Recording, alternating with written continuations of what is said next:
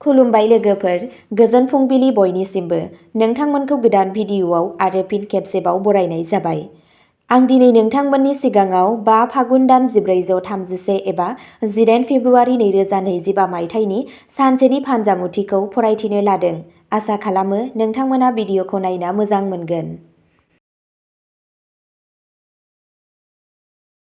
गिबियावनो दङ मेष राशि। दिनैनि साना जोबोद मोजां जागोन। नखरारि गोरोबलायनाया देरहागोन। खाफाला दिनै नोंथांनि फारसे थागोन। नोंथाङा नोंथांनि उन्दै समनि लोगोजों मोनसे गोलाव दावबायनायाव थांनो हागौ। सोरखारि मावख'फोराव खामानि मावग्राफोरनि थाखाय मासे जौगानायनि आसा दं। साख्रि गैजायैफोरा साख्रि मोनगोन। बे राशिनि थाखाय गासैबो थाबथानानै थानाय खामानिफोरा आबुं जागोन। नोंथाङा दिनै मोनसे गोदान फालांगि जागायनो हायो आरो बेनिफ्राय नोंथाङा मुलाम्फा जागोन। निखावरिफोरनो आदार हो आरो नोंनि रांखान्थियारि थासारिया गोख्रों जागोन। नोंथांनि दिनैनि खाफालगोनां दिगा जादों सानजा, खाफालगोनां अनजिमाया जादों 3 आरो खाफालगोनां गाबा जादों गोमो गाब। वृषभ राशि। खामानियाव बैसोगोराफोरनि नारसिननाय आरो न'आव नांलायनायनि जाहोनाव नोंथाङा नारसिनथायजों मोगा-मोगि जानो हागौ, जाय खामानियाव नोंथांनि गोसो जानायखौ हेंथा होगोन। मोन्नाय राङा नोंथांनि मिजिंथिनायखौ आबुं खालामाबो जानो हागौ। आरिमु आरो थियेटारजों सोमोन्दो थानाय सुबुंफोरा दिनै गावसोरनि रोंग'थिखौ दिन्थिनो थाखाय गोबां गोदान खाबु मोनगोन। जुदि नोंथाङा दिनै दावबायगासिनो दं, अब्ला नोंथाङा नोंथांनि बेसादखौ बांद्राय जोथोन लानांगोन। मिनिनाय आरो फेस्लाफोरनि गेजेराव नोंथां आरो नोंथांनि पार्टनारनि गेजेराव मोनसे गोजाम आयदा सोमजिनो हागौ, जाय दान्थे-बिदान्थे सोमजिहोनो हागौ। नोंथांनि दिनैनि खाफालगोनां दिगा जादों खोला, खाफालगोनां अनजिमाया जादों 8 आरो खाफालगोनां गाबा जादों गोसोम आरो गोथां गाब। मिथुन राशि। दिनै नोंथाङा दावबायनायनिफ्राय मेंनाय मोनगोन। नोंथाङा नोंथांनि सोमोन्दोखौ गोख्रों खालामनो थाखाय गोब्राब खामानि मावदों आरो नोंथांनि नाजानाया फिथाय मोनबाय। बे साना रंजानायनि थाखाय, मानोना नोंनि लोगोआबो नोंथांजों दं। नोंथाङा नोंथांनि मावथांखि बिथांखियाव फिसा-फिसा सोलाय-सोल' खालामनानै मोजां मुलाम्फा आरजिनो हागोन। नोंथांनि नोजोरथिखौ गुबुननि सायाव जाबसिननो नाङा। खामानिनि समाव नोंथाङा गासै सानाव जोबोद गोसो बायहोनो हागौ। दिनै नोंथाङा लुबैनाय खामानिखौ मोन्नानै गोजोननाय मोनगोन। गोनां बिरोंदामिनखौ बाहायनानै नोंथाङा मोजां मुलाम्फा मोनगोन। खाफाल, धोरोम आरो रोखोमसे आयदाफोराव गोसो होनाय जागोन। नोंथांनि दिनैनि खाफालगोनां दिगा जादों सोनाब, खाफालगोनां अनजिमाया जादों 3 आरो खाफालगोनां गाबा जादों चन्दननि गाब। कर्क राशि। दिनैनि साना जोबोद मोजां जागोन। मोजां खौरां मोन्नायनि जाथावना नुनो मोनो। नोंथाङा नखरारि सोमोन्दोआव गोरोबलायनाय सोरजिनायाव जाफुंसारगोन। दिनै नोंथाङा रंजानायाव रां बाहायनो हागौ, जाय नोंथांनो रंजानाय लाबोगोन। बे राशिनि फरायसाफोरनि थाखाय बेयो मोनसे मोजां सान, मानोना बिसोरो गावसोरनि फरायनायाव गोसो होगोन। मोनसे गोदान फरायफारियाव हाबनो थाखाय दिनैनि साना मोजां। रांखान्थियारि थासारिया गोख्रों थागोन। बेलासियाव नोंथांनि न'नि दरखंआव मोनसे लेम्प साव। सावस्रिया सिगांनिख्रुइ साबसिन जागोन। नोंथांनि दिनैनि खाफालगोनां दिगा जादों साहा, खाफालगोनां अनजिमाया जादों 8 आरो खाफालगोनां गाबा जादों गोमो गाब। सिंह राशि। ध्यान आरो य'गाया नोंथांनि थाखाय धोरोमारिल' नङा नाथाय देहायारियैबो मुलाम्फा गोनां जागोन। जर'खा सुबुंफोरा जायखिजाया बिथांखियाव रां थिसननो साखा-फारा जागोन, जाय समायखिराखौ दिन्थियो आरो गुबुन। नोंथाङा जेखि बुङो बेखौ सान्नानै रायज्लाय, मानोना गोब्राब सोदोबफोरा गोजोनखौ फोजोबस्रांनो हागौ आरो नोंथां आरो नोंथांनि आंगोफोरनि गेजेराव फारागथि लाबोनो हागौ। नोंथांनि जिउआव फैसालिनि आन्दोआव नोंथाङा सान्नायनिख्रुइ बांसिन सोलिगासिनो दं। फैबाय थानाय समाव नोंथांनि लामायाव गोबां मोजां खाबुफोर फैगोन। हाखु-दाखु थिरांथा दाला जाहाथे नोंथाङा उननि जिउआव उनदाहा खालामा। नोंथांनि दिनैनि खाफालगोनां दिगा जादों खोला-सोनाब, खाफालगोनां अनजिमाया जादों 5 आरो खाफालगोनां गाबा जादों गोजा गाब। कन्या राशि दिनै बायदि रोखोमनि मुलाम्फाफोरनि थाखाय नोंथांनि रंजानाया गोबां गुन बांगोन। ट्रेन्जेकसनफोराव सांग्रां जा। आयेनारि जेंनाफोरा सुस्रांजागोन। नोंथाङा माखासे जिंगानिफ्राय उदां जागोन। नोंथाङा सोरबा गोजाम लोगोखौ लोगो हमनो हागौ एबा बै बेंखननि सोरबा सासेया दिनै हरखाबै नोंथांखौ लोगो हमनो फैनो हागौ। फालांगियाव गोदान मुलाम्फा गोनां सोमोन्दोफोर थागोन। बेबादि समाव गोसोआव लाखि दि मोनसे गोजोन गोसोआ नोंथांखौ मुलाम्फानिफ्राय गोजानाव दोना। साख्रि मावग्रा सुबुंफोरनि थाखाय मासि जौगानायनि खाबु दं। दिनै नोंथांनि रांखान्थियारि थासारिया गोख्रों जागोन। नोंथाङा माखासे सोमोनांथाव खौरां मोननो हागौ। नोंथांनि खामानिया बाख्नायजागोन। गासै महरै दिनैनि साना नोंथांनि थाखाय सरासनस्रा जानो हागौ।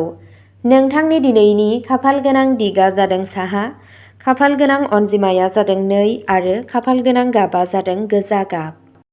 तुला राशि दिनैनि साना नखरजों थांगोन। नोंथाङा नखरजों शपिं खालामनोबो थांनो हागोन। गोदान सानस्रिफोरा नोंथांनि गोसोआव फैगोन आरो फालांगियाव मख'जाथाव मुलाम्फा जागोन। सिगांनि कम्पानिनिफ्राय नोंथांनि रोंमोनदांथिया नोंथांखौ दिनै मावख'आव मोनसे गोनां खामानिखौ फोजोबनायाव मदद होगोन। नोंथाङा लोगोफोरजों बायजोआव थांगोन। गेदेरफोरनि बोर लाखांनायनि उनाव मोनसे गोदान फालांगि जागायजेन। बेयो मुलाम्फा गोनां जागोन। जिउ राहानि बिथिङावबो मोनसे गिदिर सोलायनाय नुनो मोनगोन। सासे बायजोनि सुबुङा नोंथां आरो नोंनि पार्टनारनि गेजेराव माखासे बाथ्रा दान्थेलायनायनि जाहोन जानो हागौ। नोंथांनि दिनैनि खाफालगोनां दिगआ जादों सानजा, खाफालगोनां अनजिमाया जादों 1 आरो खाफालगोनां गाबआ जादों खमला गाब। वृश्चिक राशि नोंथाङा नोंथांनि उफ्रा समखौ नोंथांनि मोजां मोननाय खामानिफोरखौ मावनो एबा बै खामानिफोरखौ मावनायाव हगारनांगौ जायखौ नोंथाङा बयनिख्रुइबो बांसिन मोजां मोनो। हरखाब खरसाया राङारि बजाखौ बांहोनो हागौ। नोंथांनि जथुम्मायाव बयखौबो हांख्राय, मानोना दिनै नोंनाव उफ्रा गोहो दं। बेयो नोंथांखौ मोनसे पार्टी एबा हाबाफारि खुंनो थुलुंगा होगोन। सोरजोंबा लोगोआरि सोमोन्दोआव गोख्रै थांनायनिफ्राय गोजानाव था, मानोना बेयो उनाव उनदाहा खालामनो हागौ। दिनै नोंथाङा मोन्नाय गोदान फोरमायथिया नोंथांखौ नोंथांनि बादायगिरिफोरनिख्रुइ थुलुंगा खालामगोन। गोदान सानस्रि आरो सानदांथिफोरखौ संदाननो थाखाय बेयो मोनसे मोजां सम। नोंथांनि दिनैनि खाफालगोनां दिगआ जादों खोला-सोनाब, खाफालगोनां अनजिमाया जादों 5 आरो खाफालगोनां गाबआ जादों गोजा गाब। धनु राशि दिनै नोंथाङा मोनसे गोदान खामानि जागायनो हागोन। न' आरो लोगोफोरनि गेजेराव गावनि थाथायखौ साबसिन खालामनायनि बाथ्रा सान। दिनै नोंथांनि गोसोआ एसे बांसिन आबेगगोनां जागोन। जेंनाफोरखौ नोंथांनि गोसोनिफ्राय बोखार। फालांगियारि थाखोआ राङारि लेनदेननि बागै सांग्रां जानांगौ आरो गोलाव दावबायनायनिफ्राय गोजानाव थानांगौ। मोनसे गोदान साख्रि एबा मावथांखिआ नोंथांनि लामायाव फैनो हागौ। नोंथाङा गुबुनफोरनिफ्राय हेफाजाब मोनगोन। थाबथानाय खामानिखौ दिनै फोजोबनो हागोन। रमान्टिक सोमोन्दोआव जाफुंसारनायखौ मोननो हागोन।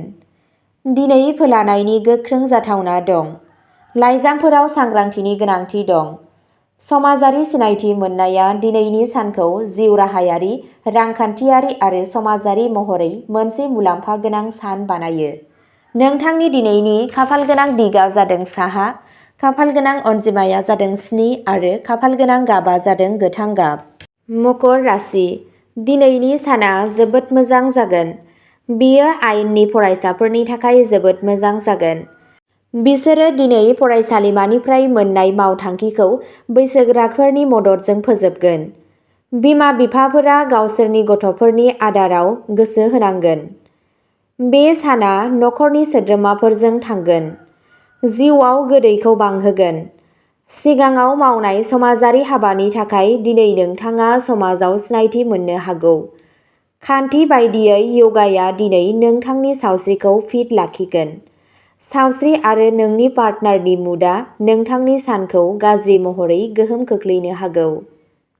नोंथांनि दिनैनि खाफालगोनां दिगआ जादों साहा, खाफालगोनां अनजिमाया जादों 9 आरो खाफालगोनां गाबआ जादों गोमो गाब। कुम्भ राशि न'आव खामानि मावनाय समाव जर'खा सांग्रां जा। नखरनि बेसादफोरखौ सांग्रां गैयालासे बाहायनाया नोंथांनि थाखाय जेंनानि फुंखा जानो हागौ।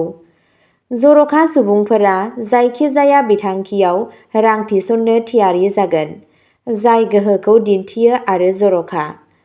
न'आव माखासे सोलायनाया नोंथांखौ जोबोद गोसो गुदुं खालामनो हागौ, नाथाय नोंथाङा नोंथांनि थाखाय जुनिया सुबुंफोरनि सिगाङाव नोंथांनि मोनदांथिफोरखौ फोरमायनायाव जाफुंसार जागोन। खामानियाव मुखुबनि थाखाय रमान्सखौ एरख'नो गोनां जानो हागौ। गोनांथार सुबुंफोरजों रायज्लायनाय समाव नोंथांनि सोदोबफोरखौ सांग्राङै सायख'। जेंनाया जिउनि मोनसे बाहागो, नाथाय दिनै नोंथांनि जुलि जानाय जिउआ जोबोद गोब्राब थासारिजों थांनांनो हागौ। नोंथांनि दिनैनि खाफालगोनां दिगा जादों खोला, खाफालगोनां अनजिमाया जादों 2 आरो खाफालगोनां गाबा जादों गोथां गाब। मीन राशि दिनै भगबान गणेशआ गाज्रि सानस्रिजों आखु दिन्थिनायनि बेरेखायै बोसोन होयो। न'नि आबहावाया रंजालु थागोन, आयेनारि हेंथाफोरखौ बोखारनाय जागोन। नोंथाङा नोंथांनि जिउ लोगोरिनिफ्राय मदद मोनगोन, सांग्रां जा। गाज्रि सुबुंफोरा खहा खालामनो हागौ। दिनैनि साना मोजां जागोन। फालांगियारि सुबुंफोरा गिदिर गोरोबथा खालामगोन। दिनै नोंथाङा नोंथांनि फालांगियाव माबा मोनसे गोदान खालामनो सानथांखि लानो हागौ। नोंथांनि सानथांखिया गेदेरफोर आरो बिदा-फंबायफोरनिफ्राय मदद मोनगोन। मोनसे मोजाङै बिथांखि लानाय आदबजों आवगाय। जाफुंसारनाया रोखा जाबाय। नोंथांनि हाबानि आदब-खान्थियाव जौगानाय फैगोन। आबुं जायै खामानिफोरनि थाखाय नोंथाङा जोबोद दुखु मोनगोन।